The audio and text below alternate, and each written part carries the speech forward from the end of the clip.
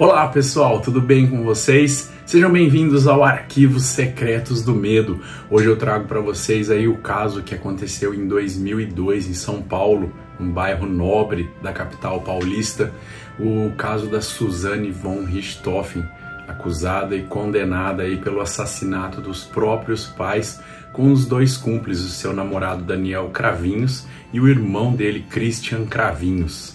Vamos lá acompanhar esse caso?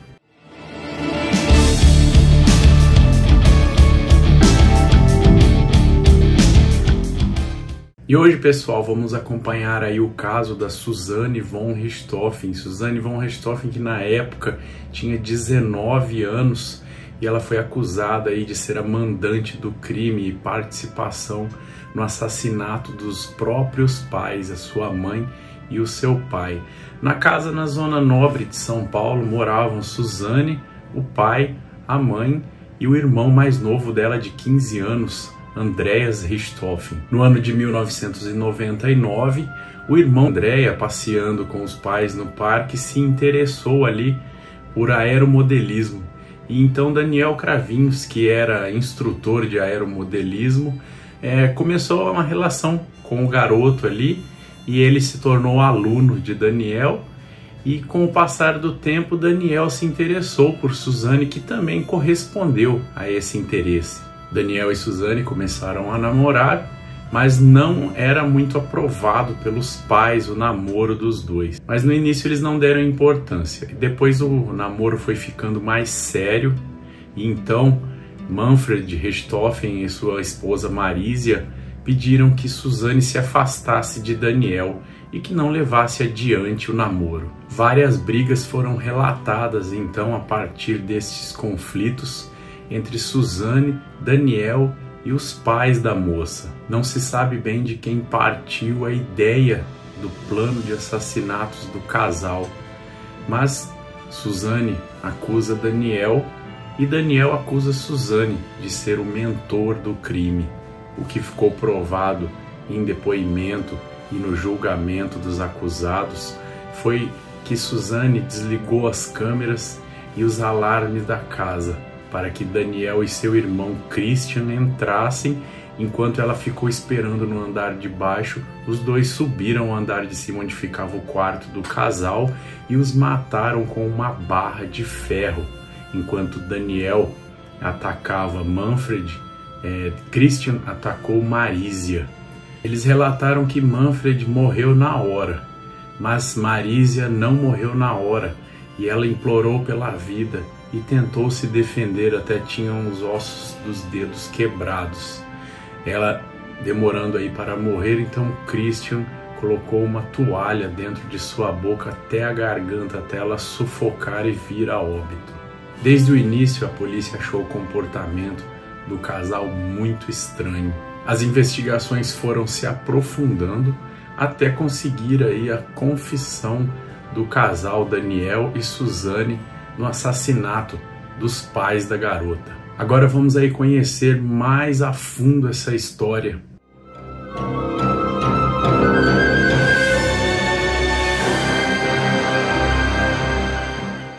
Manfred Albert von Richthofen e Marisia se conheceram na década de 70, quando ela cursava medicina e ele fazia engenharia na Universidade de São Paulo. Depois do casamento, foram estudar na Alemanha. Na volta, ele começou a trabalhar para empresas privadas. E Marisia, quando voltou da Alemanha, abriu um consultório de psiquiatria. Suzane nasceu em 3 de novembro de 83 e 4 anos depois veio o caçula Andreas. Suzane Luise Magnani Muniz, na época do crime, Suzane von Richthofen, nascida em São Paulo, 3 de novembro de 83, até a ocorrência dos assassinatos que culminaram com sua prisão, Suzane morava com seus pais, em uma mansão no bairro Brooklyn Velho. Em fevereiro de 2015, Suzane concedeu uma entrevista onde disse ter planejado o assassinato dos pais juntamente com os irmãos Cravinhos. Ela também alegou estar arrependida do crime e confessou que conheceu Daniel, que se tornaria seu namorado quando tinha 14 anos. Ela admitiu sentir falta da presença dos pais, Manifestou vontade de ser perdoada pelo irmão Andréas e confirmou a sua intenção de abrir mão da herança paterna. Os Cravinhos eram considerados a família do barulho pela vizinhança, pois consertavam carros e motos, testavam aeromodelos na vila. Casados há 42 anos e há 30 vivendo na mesma vila, Nádia e Astrogildo têm mais um filho, Marco, que é casado e ajudava financeiramente os pais. Christian, o do meio, era apontado como o problemático. Discutia com os moradores e passava o dia mexendo em motos. Ele adorava esportes radicais, pulou de paraquedas e fazia motocross. Daniel, o caçula, era simpático e educado. Desde os 13 anos dedicava-se ao aeromodelismo. Daniel Bento de Paula e Silva, na época do crime, Daniel Cravinhos de Paula e Silva, São Paulo, 26 de janeiro de 81, sua data de nascimento, é autor do assassinato de Manfred. Foi condenado a 39 anos e meio de prisão. Obteve em fevereiro de 2013, junto ao seu irmão, o regime semiaberto, em que pode sair de dia para trabalhar e voltar à cadeia para dormir. Christian Cravinhos de Paula e Silva, nascido em São Paulo, 21 de novembro de 1975, autor do assassinato de Marísia. Era um usuário de drogas na época do crime, tendo chegado a ser internado em uma clínica de reabilitação. Christian foi o primeiro a confessar o crime e na reconstituição se emocionou. Até recentemente, os irmãos Cravinhos eram inseparáveis. Daniel e Christian permanecem na mesma penitenciária, mas já não dividem a cela e não se falam. Na tarde de domingo de agosto de 1999, Manfred, Marísia, Suzane e Andréas foram dar um passeio no Parque do Ibirapuera. Conheceram Daniel, competidor de aeromodelismo. Andréas interessou-se pela prática recreativa e pediu aos pais para fazer o curso. Daniel começou a dar aulas de aeromodelismo para Andréas. Em pouco tempo, os dois ficaram muito próximos. Daniel levava a menina para andar de bicicleta e para disputar corridas de autorama. Segundo conhecidos, André ainda teria ajudado a irmã a se aproximar do rapaz. Suzane achou Daniel bonitinho e mandou um bilhete por Andréas. Manfred e Marísia não se importaram quando Suzane começou a ter um relacionamento mais íntimo com Daniel, acreditando que isso seria passageiro. Com o tempo, o relacionamento tornou-se mais sério e Manfred e Marísia ficaram preocupados. O casal Richthofen achava que Daniel não fazia bem à sua filha. Marísia e Manfred resolveram daí proibir definitivamente o namoro. No Dia das Mães de 2022, os Richthofen saíram para almoçar em um restaurante de São Roque. Suzane recusou-se a ir, xingou o pai e apanhou dele pela primeira vez aos 18 anos. Manfred deu um tapa em sua filha, que saiu de casa dizendo que não voltaria, mas voltou. Prometeu aos pais que o relacionamento tinha acabado e tirou a aliança de compromisso do dedo. Porém, o relacionamento continuou às escondidas. Suzane e os Cravinhos, dias antes do crime, fizeram um teste de barulho causado pelos disparos de uma arma de fogo e com isso descartaram a ideia de utilizar uma. Na tarde de 30 de outubro de 2002, Suzane e Daniel Cravinhos repassaram pela última vez os planos do assassinato dos pais da moça. Conversaram com Christian, que morava na casa da avó, o qual, ainda relutante, não deu a certeza de que participaria nos eventos que se seguiriam à noite. Daniel pediu que o irmão pensasse a respeito e, se resolvesse ajudá-lo, que os esperasse em uma dada rua próxima a um cybercafé onde levaria Andréas. Naquela noite, o irmão de Suzane, Andréas, na ocasião com 15 anos, foi levado pela garota e pelo namorado dela para o referido cybercafé. Ele foi seduzido pela ideia de que o aniversário de namoro da irmã e a comemoração do casal seria em um motel e a dele seria na lan house, e que Suzane iria convencer os seus pais a deixar o irmão faltar à escola no dia seguinte. Christian já estava no cybercafé. Ele chegou ao local 22h12 e saiu às 22h50, para que Andréas não o visse. Por volta das 23h20, Daniel e Suzane encontraram-se com Christian perto do local. Os três seguiram para a mansão dos von Richthofen num Volkswagen Gol da estudante. Dias antes da noite do assassinato, Suzane havia meticulosamente desligado o alarme e as câmeras de vigilância da casa, de modo que nenhuma imagem do trio chegando fosse capturada. Por volta da meia-noite, eles estacionaram o carro na garagem. Segundo a polícia, no carro já estavam as barras de ferro ocas que foram utilizadas no assassinato. Os rapazes vestiram blusas e meias calças para evitar que caíssem pelos pela casa, material que poderia ser usado pela polícia para provar a autoria do crime. Suzane abriu o portão, subiu as escadas e acendeu a luz do corredor para que os irmãos tivessem visão do quarto do casal. Marísia e Manfred dormiam. A estudante separou sacos de lixo e luvas cirúrgicas, que eram utilizadas pela mãe psiquiatra. Os irmãos, armados com barras de ferro, entraram no quarto do casal. Daniel seguia em direção ao engenheiro Manfred, enquanto Christian ia em direção a Marísia. Eles foram golpeados na cabeça. Manfred faleceu na hora. Marísia, ao ser atacado, acordou e tentou se defender com as mãos, e por isso teve 3 dedos fraturados. Christian disse à polícia que bateu em Marísia por 5 vezes e colocou uma toalha em sua boca para que parasse de implorar para que os supostos assassinos não atacassem seus filhos, que para ela estavam dormindo.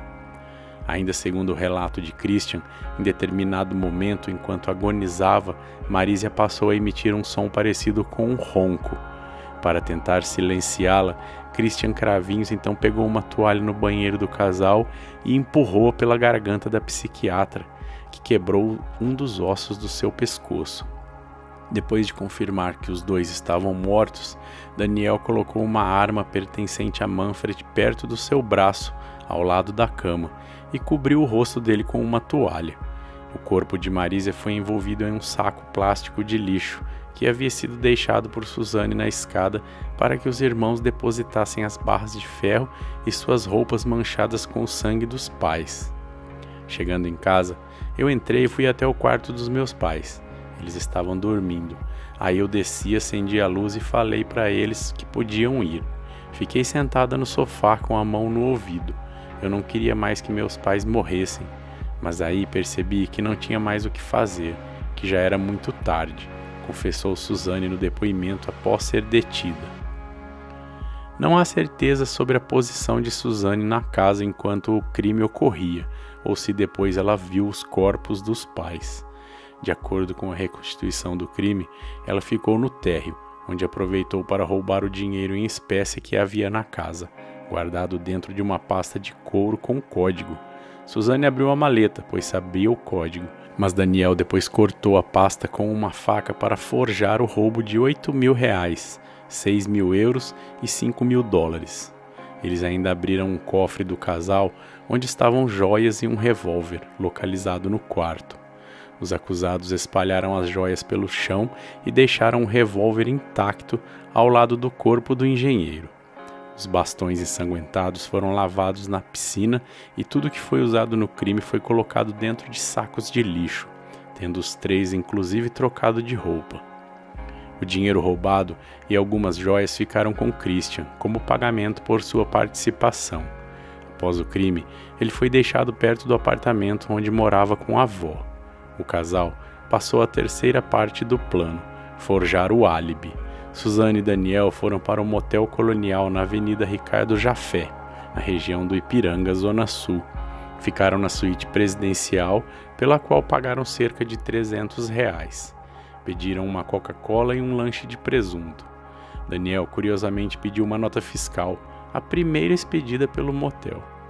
O casal ficou no local das 1h36 às 2h56, segundo a polícia. Ao deixar o motel, a dupla passou no cybercafé para pegar Andreas. Eles foram até a casa do namorado da estudante e disseram ao adolescente que ele poderia andar em uma mobilete de Daniel. Pouco depois, conforme o plano original, começou a segunda etapa da simulação. Por volta das 4, Suzane e Andreas retornaram para casa. Eles chegaram à mansão onde Suzane diz ter estranhado o fato das portas estarem abertas. Andreas entrou na biblioteca e gritou para os pais, enquanto Suzane, orando correu para a cozinha pegando uma faca e a entregou ao irmão, ordenando-lhe que esperasse ao lado de fora da mansão. A estudante ligou para o namorado e depois, junto de Andréas, deu vários telefonemas para dentro de casa, esperando que seus pais atendessem. Às 4h09, Daniel contactou a polícia. Disse que estava em frente à casa da namorada, que suspeitava de um assalto no lugar e pediu a presença de uma viatura. Alexandre Paulino Boto foi o primeiro policial a chegar no local. Em seu depoimento durante o julgamento do trio, classificou o assassinato como um crime de amadores. O crime era um procedimento de amadores.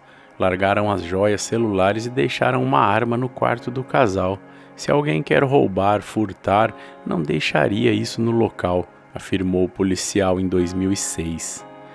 Um ladrão não deixaria uma arma no chão. Boto disse ter estranhado o comportamento de Suzane, que lhe perguntou quais seriam os procedimentos que a polícia iria seguir.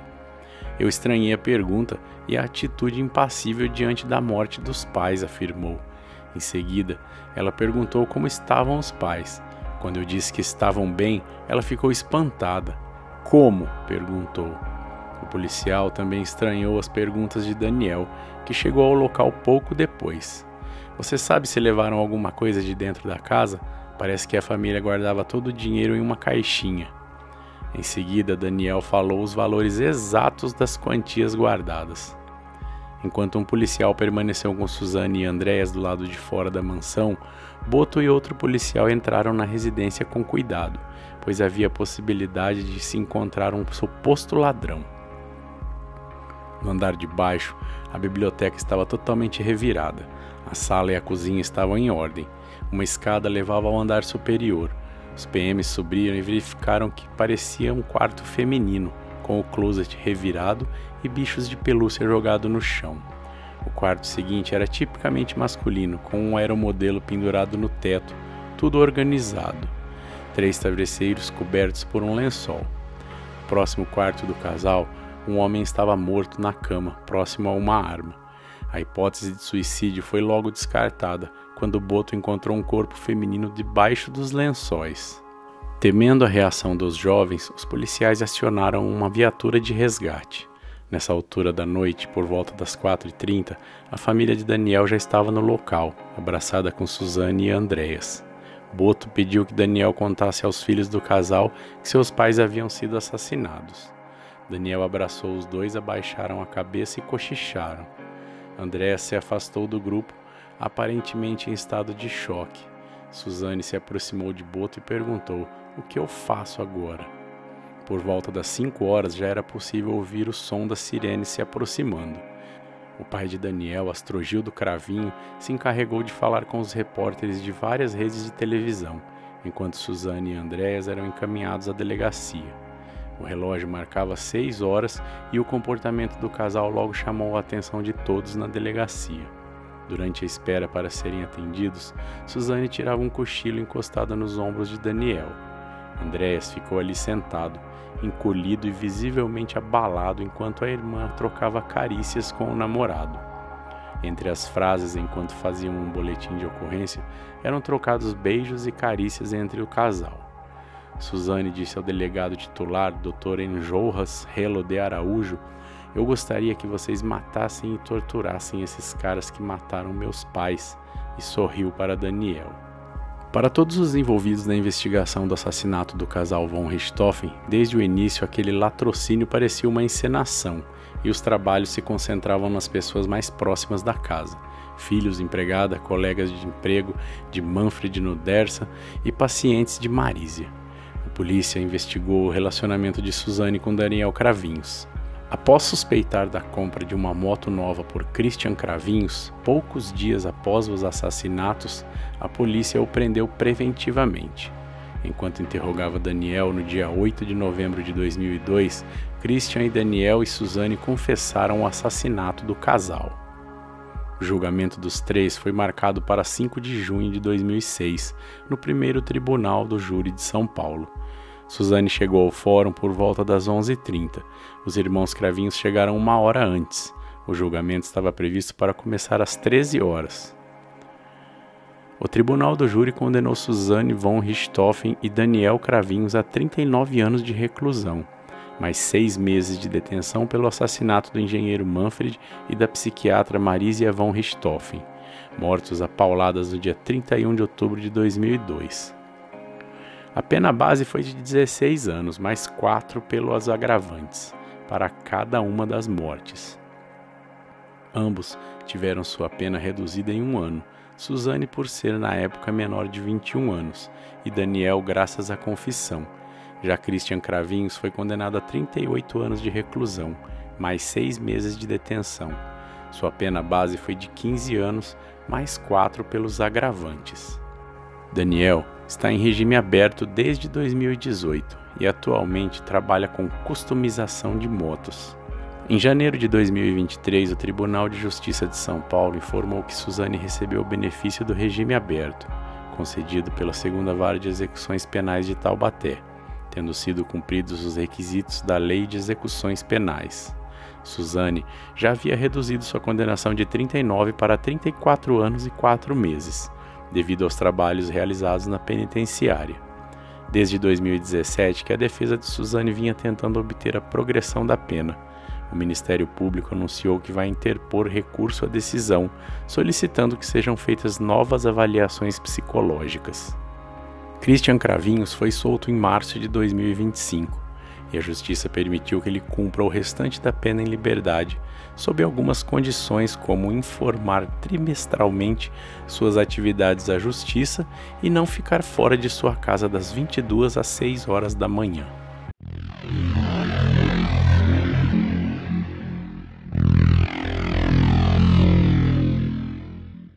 E é isso aí, pessoal. Espero que vocês tenham gostado de mais esse vídeo aí. Quero mandar um abraço para todo mundo, dizer que eu estou muito contente com os comentários. Deixa seu comentário, deixa aquele like também aí para ajudar o canal a crescer, o canal a se desenvolver. Se você tem alguma sugestão, reclamação, pode mandar aí também, tá joia? Manda aí que é tudo muito bem-vindo nos comentários aí, tá certo? E eu mando um abraço aí para todo mundo, galera. Brigadão, valeu mesmo, valeu pelo incentivo.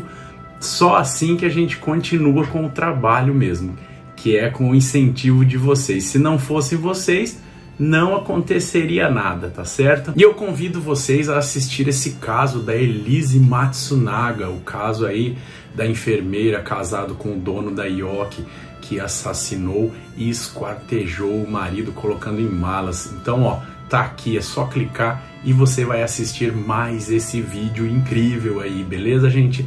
Muito obrigado, falou, tchau!